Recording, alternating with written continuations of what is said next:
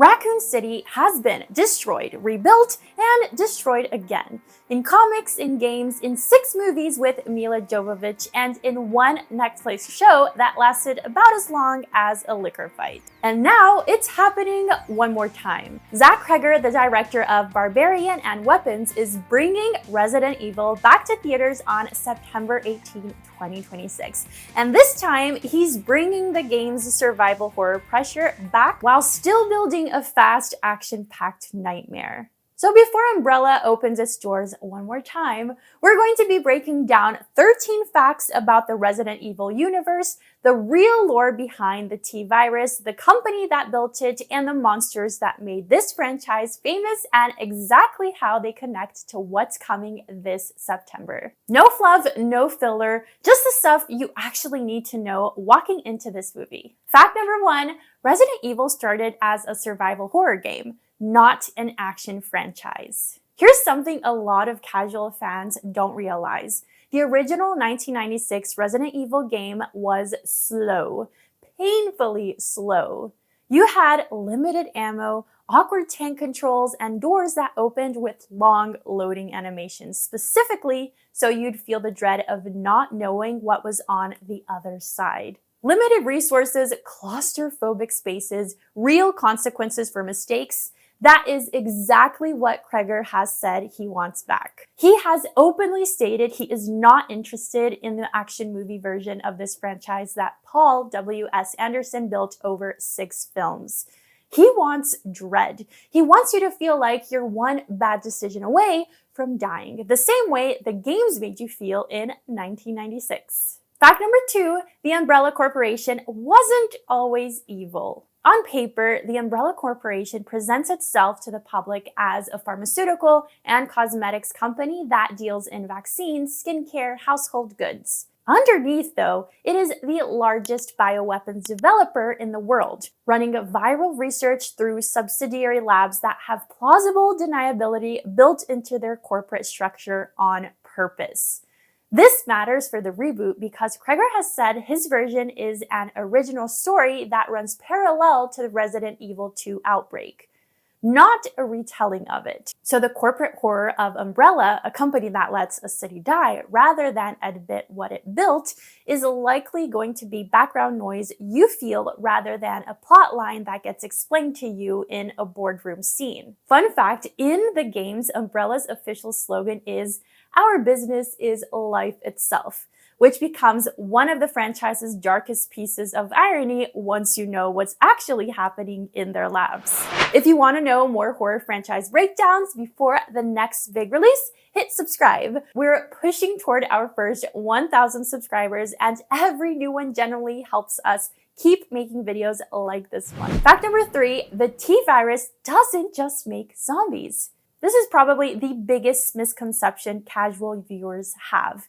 The T-Virus is not a single simple zombie virus. It's a mutational agent that affects different organisms in wildly different ways, depending on the host, the dose, and how it's been engineered. Humans typically become the undead you know from the movies, but the same virus affects dogs and plants differently, producing completely different monsters. That's actually one of the smartest things the franchise does. It gives the writers an excuse to introduce a new monster type in basically every entry without breaking the internal logic. One virus, infinite horror. Another fun fact, did you know that in the first Resident Evil movie, the makeup department and crew had a hard time dealing with the dogs because they kept licking the zombie makeup, meat, and blood off of themselves? Fact number 4, lickers are mutated zombies and not a separate species. When discussing the many T-Virus mutations, it's important to mention that lickers are one of the most iconic monsters in the franchise, and people are sometimes surprised to learn they didn't start off like that from the beginning. A licker is what happens when a regular zombie keeps being exposed to the virus over an extended period without dying. The brain swells, bursts out of the skull, and the body adapts into something blind, fast, and built to hunt by sound alone. Fact number 5, Nemesis was designed to hunt specific team. Nemesis isn't a generic monster either. In Resident Evil 3, the Nemesis T-type was engineered by Umbrella specifically to track down and eliminate surviving STARS members, which were the elite police unit that first exposed Umbrella's crimes back in the original Spencer Mansion incident. It's not random destruction, it's targeted, intelligent, and it can talk, sort of. It actually growls the word STARS when it spots its targets. There is something downright terrifying about a 7'3" man stalking you with a visible killer intent, and then discovering that thing can run. Jill Valentine is stronger than me because I would have shit myself. No joke. That makes Nemesis less of a monster and more of a weapon with a job, which honestly is scarier. Cregger has confirmed Nemesis is not in the new movie, but his own evolving stalker creature appears to fill a similar pressure-building role. Fact number 6, the original Spencer Mansion incident started the whole story. Everything comes back to one location, the Arklay Mountains, and a mansion owned by Umbrella Corporation, Oswell E. Spencer. STARS, Alpha, and Bravo teams were sent in to investigate a string of bizarre murders near Raccoon City and ended up trapped in a mansion full of zombies, traps, and Umbrella's earliest bioweapon experiments. This is where characters like Chris Redfield, Jill Valentine, and Albert Wesker were first introduced. It's also the incident that eventually exposed Umbrella to the public and triggered everything that follows, including the Raccoon City outbreak the new movie runs parallel to. Quick question for the comments. Which Resident Evil game has the scariest setting? The mansion, the police station, or the village? Drop your pick down below. Generally curious where people land on this. Fact number 7, Raccoon City's destruction was covered up by the US government. After the T-virus outbreak consumed Raccoon City in 1998, the US government didn't actually admit Umbrella caused it. The official story given to the public blamed a chemical accident, and the city was eventually destroyed entirely with a missile strike to contain the outbreak and erase the evidence, only for that cover-up to collapse years later, when surviving investigators forced Umbrella's crimes into the open, leading to the company's eventual collapse. It's one of the franchise's most underrated plot threads. The horror isn't just the monsters, it's how easily the truth got buried. Kids, the next time that somebody tells you, the government wouldn't do that, oh yes they would. Fact number 8, Wesker is the franchise's real long-term villain. Albert Wesker starts the series as a star captain you are meant to trust. By the end of the first game, you find out he's been working for Umbrella the entire time, orchestrating the mansion incident from the inside. He survives a death that should have killed him because he'd already injected himself with an experimental virus, and from there, he becomes the franchise's connecting villain across nearly a decade of games. Fact number 9, real diseases inspired the T-virus concept. The original game's creators have talked about pulling inspiration from real viral outbreaks and parasitic infections when designing the T-virus. The idea of something that hijacks a host biology and repurposes it for its own survival isn't pure fiction. Rabies in particular, with its aggression and behavioral changes, gets cited a lot as a basis for the zombie infection model. This grounding in real biology is part of why the franchise has aged so well. It's not magic, it's science gone wrong, and that's a more durable kind of scary. Fact number 10, the games are set in a shared timeline, not standalone stories. Every mainline Resident Evil game connects to the others through a single continuous timeline.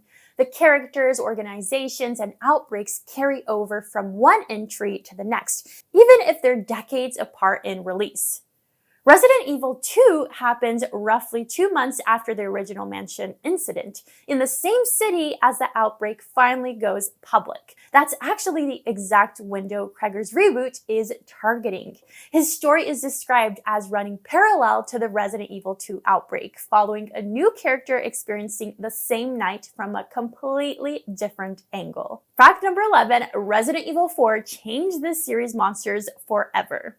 By Resident Evil 4, Capcom shifted away from the slow T virus zombie and introduced Las Plagas, a parasitic organism that infects and controls a host while keeping them mobile, aggressive, and capable of working together rather than shuffling alone. It's a different kind of horror, not the dead coming back, but the living being turned into something that's still in there, just no longer in control. To learn more about their origins, please check out this video. Cregger has confirmed that Resident Evil 4 and Resident Evil 3 Nemesis as direct influences on the tone he wants, alongside the original Resident Evil 2. So that mix of slow dread and sudden aggressive horror is very likely what audiences are walking into, which means we are in for an experience with no respite until the end. Fact number 12, Cregger has played the games extensively, including the newest one. This isn't a director who got handed an old and established franchise with no prior knowledge.